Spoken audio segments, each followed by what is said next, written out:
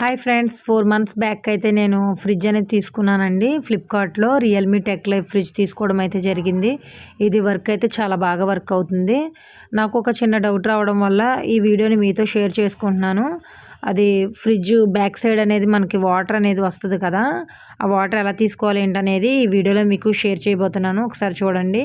ఇది రిఫ్రిజిరేటర్ అనమాట. Right side ఉన్నది. లెఫ్ట్ సైడ్ ఉన్నదనమాట మొత్తం అంతా ఫ్రీజర్ అయితే వస్తుందండి. వాటర్ డిస్పెన్సర్ కూడా ఉంది దీనికి. ఇదైతే ఫ్లిప్‌కార్ట్‌లో తీసుకున్నా నేను. Chocolates, ice creams, ice cubes అన్నీ కూడా పెట్టుకోవచ్చు. చాలా బాగా యూజ్ అవుతుందండి ఫ్రిడ్జ్ అయితే.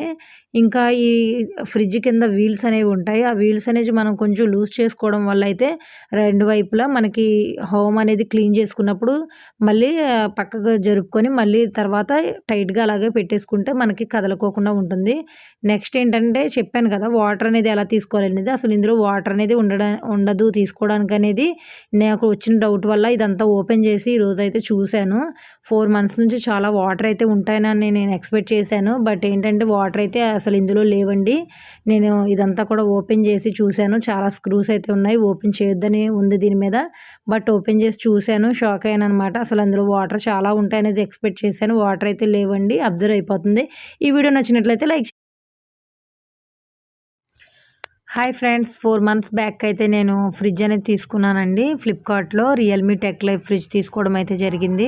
ఇది వర్క్ అయితే చాలా బాగా వర్క్ అవుతుంది. నాకు ఒక చిన్న డౌట్ రావడం వల్ల ఈ వీడియోని మీతో షేర్ చేసుకుంటున్నాను. అది ఫ్రిడ్జ్ బ్యాక్ సైడ్ అనేది మనకి వాటర్ అనేది వస్తది కదా!